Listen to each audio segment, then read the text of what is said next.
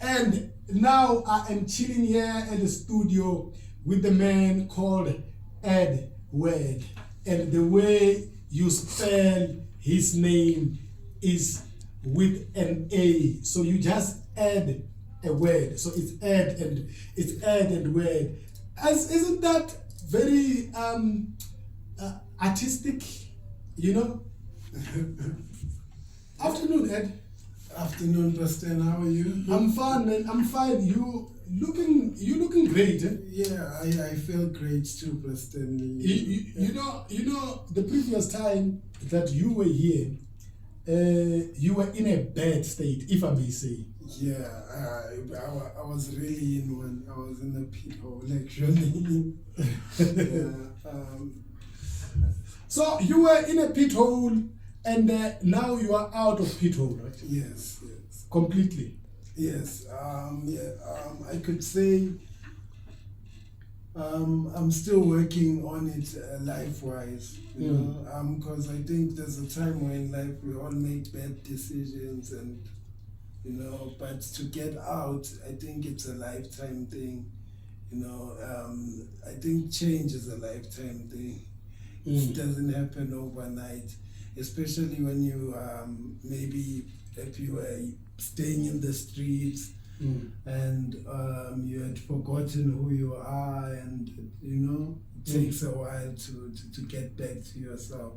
I don't think a few months does it. I think it's something you work on every day. How are you feeling right now? I'm a bit nervous because of the microphones, but a lot better.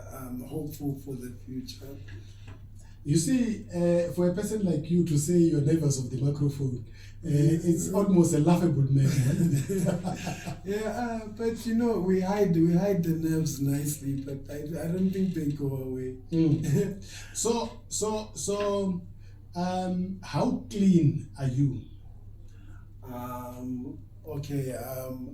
Physically, I think. No, I'm talking. I'm talking drugs. Eh? Yeah. It's 2 months. 2 months. 2 months. Yeah, 2 months. And going, right? Yes, and going. And the thing is, to be honest, I'd like to be completely clean, but I'm still on cigarettes, and I sometimes smoke weed, and which is a bad thing. But yeah, I'd like to be completely clean. Actually, quitting also the nicotine mostly, because I think that's the biggest addiction, cigarette, because you find yourself going into drugs and quitting drugs, but the cigarette stays somehow. You know. What is the reason why are you unable to quit cigarette? I think it's more socially acceptable. Like you find everybody smoking, and people don't see much of a problem about it. But actually, it also is a problem because a lot of people die from smoking cigarettes, you know, more than any other drug, I guess. Now, I'm sure you know that cigarette, it's bad, right? Yeah. And but it's becoming very difficult, right, to quit. Yeah. But wouldn't it have been easier because there's a ban of cigarette on cigarette now during the lockdown? I think you should have been very clean out from it. I think it's actually harder now that there's a ban. I mean, when something is very hard to find, then you kind of glamorize it, you know. Then and right now that the cigarette is actually banned, you find a lot of illegal cigarettes being sold, and you know, when you see someone with a cigarette, the desire for it becomes even more. I think it's harder to quit right now because, you know, it's still available. But can you promise me that you are actually making an effort to quit? Yeah, I am making an effort every day, and not to, you know, I think also the behavioral patterns. I think with quitting drugs is the easiest part, but quitting your own behavioral patterns that are destructive or your thought patterns, you know, the way you think or the way you do things. Mm. Because if I find myself trying to make money the same way I used to make money before, I think that's a quick plan to relapse. Mm. Because like I put myself in the same environment amongst the same people. Mm. So I think we always taught to change people, places, and things. Like to change your playground, your playmates, and your playthings. I think that's the best way to stay clean. If you remove yourself from the people you used to be using with, from the way you used to make money to use, and you know, just do things completely different. Maybe you were hustling in the streets, washing cars to get your drug of choice. I think now you'd better be working or looking for a proper job, something more sustainable. And being busy is the most important thing. Because if you're not busy and you have nothing occupying your mind, like, you know, and idle mind is the devil's playground, because that's where you find yourself listening to your cravings and listening to those thoughts. But if you don't have time, then yeah, you're actually safe. Yeah, I understand that very, very, very well. But it almost again sound as though there is an element of victim mentality, because you know, other factors that are outside of you are also influencing you to be able to also, you know, find yourself going back or relapsing, if I can use the word. Yeah, because it's mostly a mental thing, you know.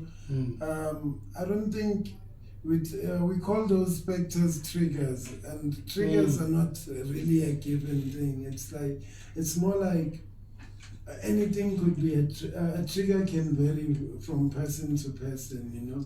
Maybe for me, being next to a person who smokes could be a trigger, but to another person, they could be able to, you know. It could be something else, right? Yeah. Now, there's a song. It's called "I Need a Rehab," right? Yes. Let's play that song, because you have just recently come out of rehabilitation center. Yes, it was in Randfontein, LRC, and I'd like to also tell people who need a rehab to try and apply to go there, you know.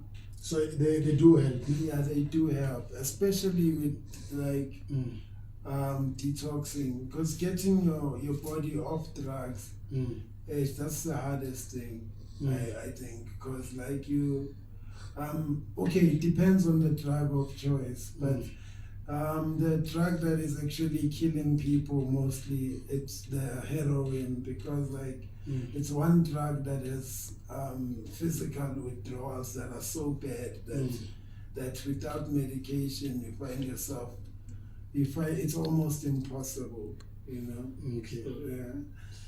Let's play the song, right? Okay.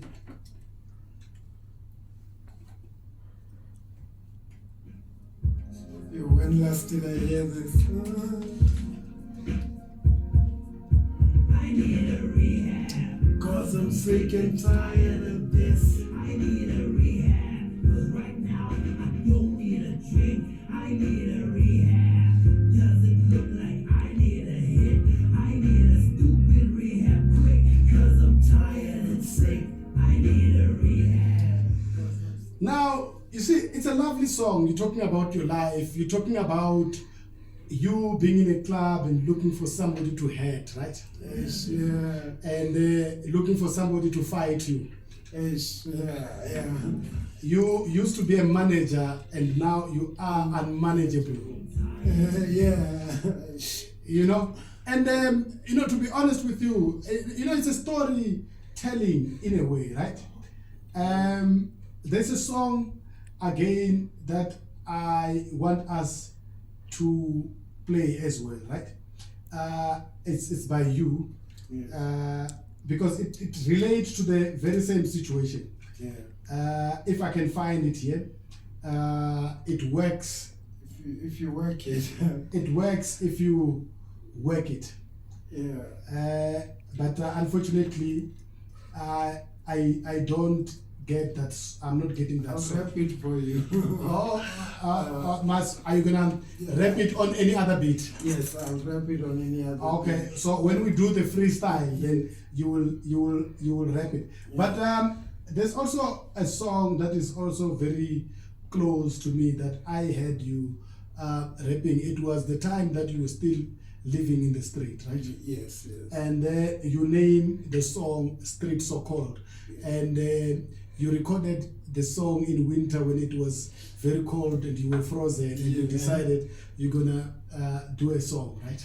And the nice part about that song is it actually wasn't written on paper. It was because it was cold and I had the whole night. So the first 4 lines, I crammed them, memorized them, then another 4 lines, then another 4 lines, and then you have a 16, and then the chorus comes through. Then that's how the song was made. I just kept, I kind of, I kept the cold out of my mind through my raps.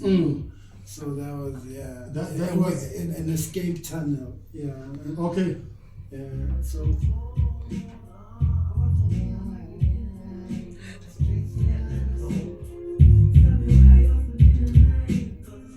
So you reap what you sow sevenfold. Sevenfold.